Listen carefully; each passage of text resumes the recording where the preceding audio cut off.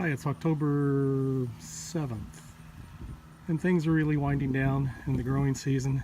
A lot of my stuff is done producing. I have taken my beets out. These are the gold beets that I had planted in here in this bed. Now, one of the things I look for is how much produce I can grow per square foot. And a lot of market gardeners do that too. They have a certain yield they want to produce per square foot. So in this 6 foot by, it's 27 inches wide on the inside, I got 12.5 pounds of beets out of that. And there's about, I think, 13.5, 14 square feet of growing space. So I almost got a pound per foot. Another things on my peppers, I have cut a lot of the tops off my peppers.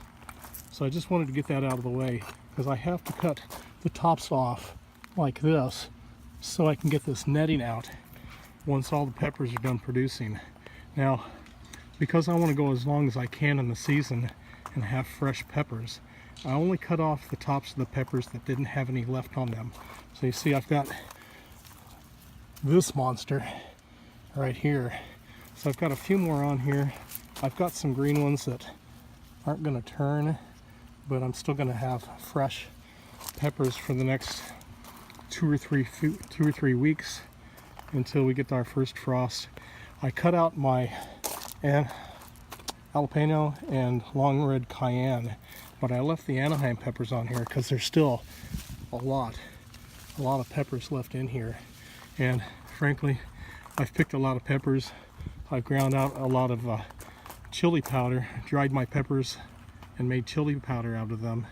And so I just want to give myself a break. And then on the regular peppers, I've sliced them and diced them and frozen them. And on these Anaheim peppers, I'm going to chop them up into small bits. I've got one of these little choppers, and I'm going to make hot chili pepper out of them, or hot chili relish. So that'll be really nice. So I've got all kinds of stuff I've done with my peppers this year. So, and then the peas are about done too. Now that rack is 6 feet tall, and I got another foot over there. So these peas really grow, and they grow tall all year long. One thing I've learned this year, I did a video a couple weeks ago on the things I learned this year, things that were successful and whatever. Anyway, so one of the things, and I'm speculating on this is my Rogue long red cayenne pepper plant, and you'll see how this is really nice and it's shaped well. It's 5 inches long, and all of them on this plant are pretty much nice, long. They filled out nicely and all that. Now the peppers, the cayenne peppers in that bed over there, were somewhat wrinkly and curved, and I think that the reason being is I had them close together, and when I got this rain earlier in the season, it knocked all these peppers down on top of each other, and so that affected their growth.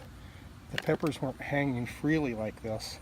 They were kind of like all scrunched up, laying on top of the plants, on top of each other and all that. So I think when I grow peppers again, hot peppers, probably in 2 years when I run out of the stock I harvested this year, that I'm going to grow them farther apart and support them better so that I get a nice plant that grows up straight like this instead of everything falling across each other.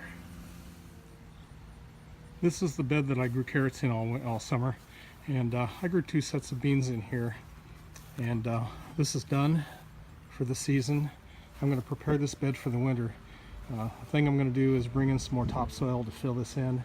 I have some soil over here that's pretty much clay that I took out of a front garden bed so I can put mulch in there.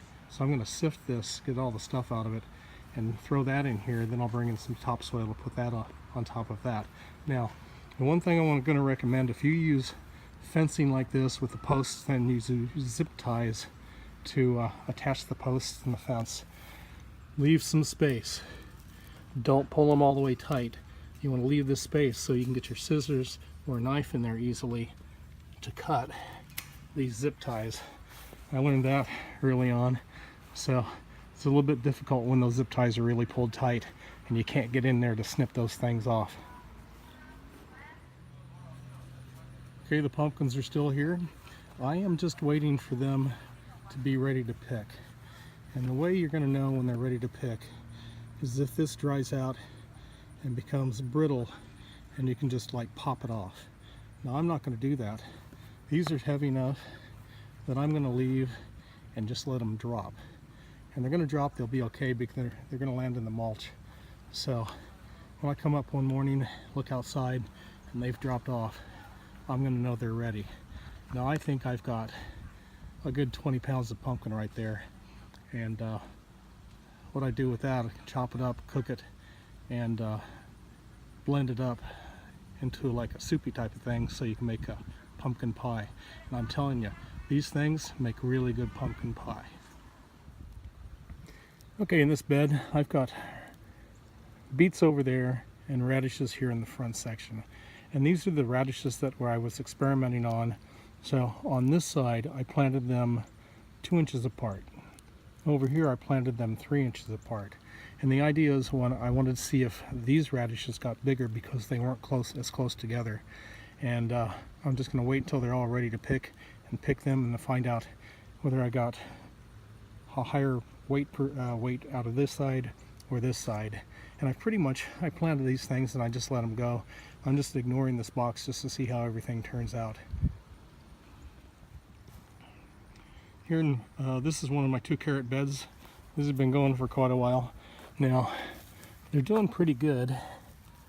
And let me see, this is really easy soil to get into. Not quite ready. They're turning orange a little bit, but I don't think they're big enough. I'm going to let these go as far into the fall and into November and December as I can. Maybe I'm going to try to overwinter them so I can come out and get fresh carrots throughout the winter, see how that works.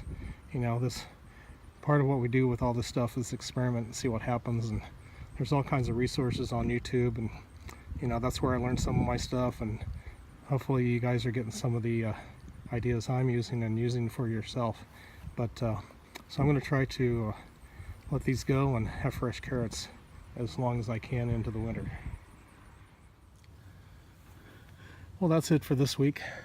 Things are looking a little bleak and tired now that harvesting is almost done. It's still keeping me busy.